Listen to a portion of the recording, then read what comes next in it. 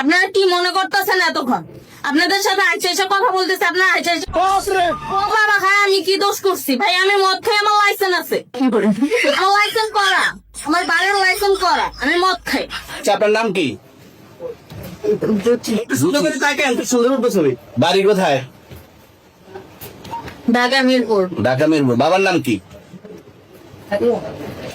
বাবার নামে বলা লাগবো? কি না বাবার নাম বলেন? রহমান। মায়ের নাম? তোর হাসিতে এই মনটা মাহারায়, তোর ছোঁয়াতে এই ঘন্টা দুহাত বাড়ায়।